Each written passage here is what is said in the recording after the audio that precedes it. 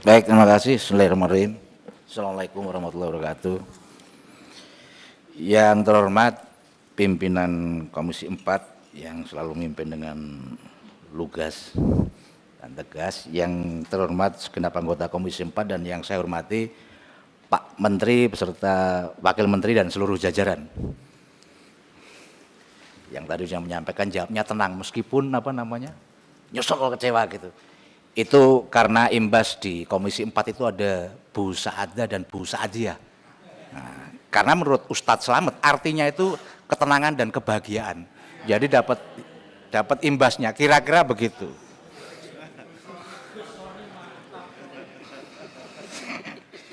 Yang kedua,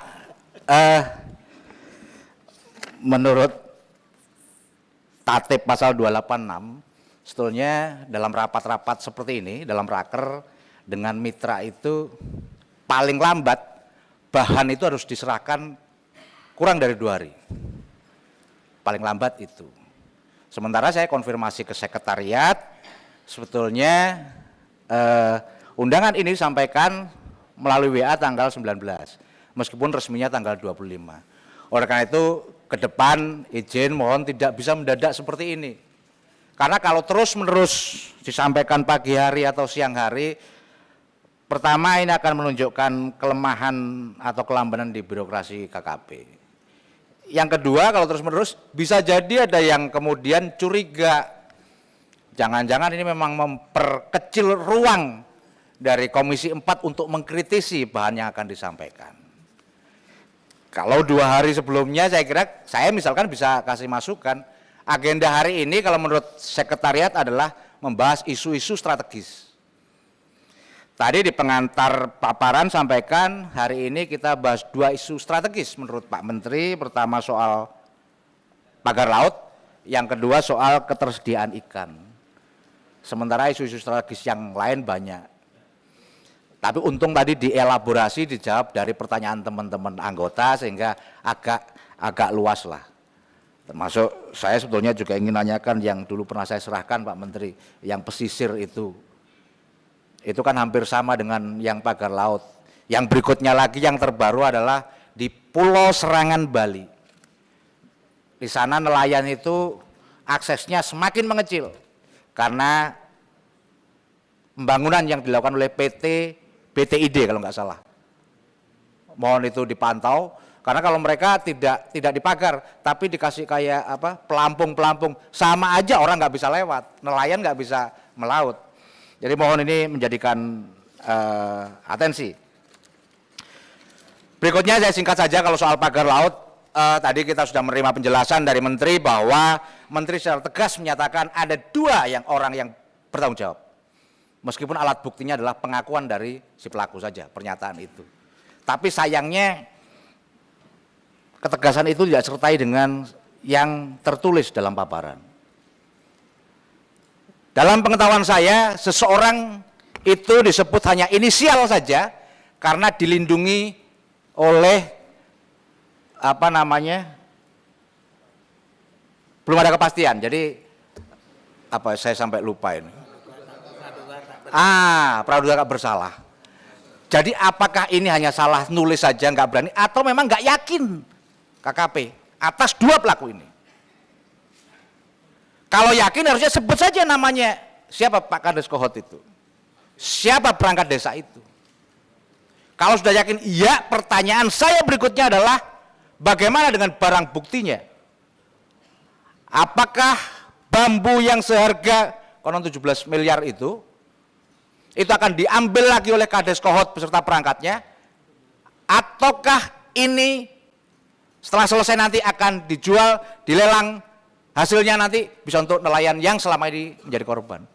Apa itu dimungkinkan? Saya kira itu sangat dimungkinkan.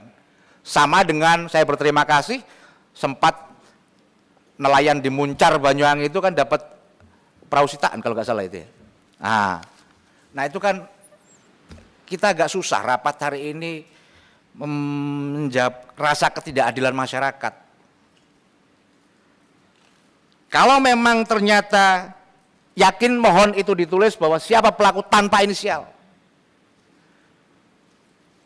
Dan kalau memang benar agar saya juga agak bingung, tadi sudah teman-teman nanya mungkinkah bayar 48 miliar dan sebagainya. Tapi saya kira kita juga tidak bisa paksakan KKP melebihi kewenangannya. Saya hormat atas itu. Dan untuk itu saya juga ingin, karena ada yang di otak kita itu ada yang masih tidak masuk akal begitu. Di forum ini kalau memang terbukti bahwa kepala desa adalah pelakunya, saya meminta kepada Kades dan perangkat desa itu untuk menjadi justice kolaborator. Karena di kepala kita masih merasa bahwa itu adalah sesuatu yang hal yang mustahil. Bukan saja hal yang mustahil. Meskipun beliaunya katanya punya Rubicon dan sebagainya, tapi menyiapkan 17 miliar untuk bikin pagar laut, sementara dia tidak merasakan manfaat atas itu. Kayaknya kita sedang dibohongi secara berjamaah. Oleh karena itu sekali lagi di forum ini semoga saja nanti sebentar lagi kan bulan Ramadan, bulan penuh maghfirah gitu katanya. Kemudian bisa menjadi justice kolaborator dan tentu aparat yang berwenang akan melindungi keselamatan dari si justice kolaborator. Saya rasa itu saja, kurang lebihnya mohon maaf. Assalamualaikum warahmatullahi wabarakatuh. Terima kasih Ibu. Mohon izin.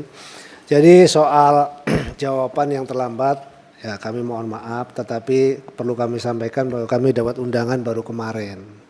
Dan kemudian kami sudah memberikan jawaban tertulis itu tadi malam. Mudah-mudahan nanti ke depan kami akan selalu berkoordinasi dengan kesekretariatan, kira-kira jadwal rapat itu kapan untuk kemudian kita lakukan. Demikian, tapi yang kedua soal, kembali lagi soal tadi, ya terima kasih atas pemahamannya Pak Sony, bahwa memang kita sudah berkoordinasi dan kita terus memantau, tanpa disuruh pun kita terus memantau. Saya kira demikian, terima kasih Ibu. Namanya biar nggak inisial. Kami jawab Pak, izin Ibu. Jadi kalau untuk nama tetap harus inisial sampai nanti ada pembuktian di pengadilan, demikian.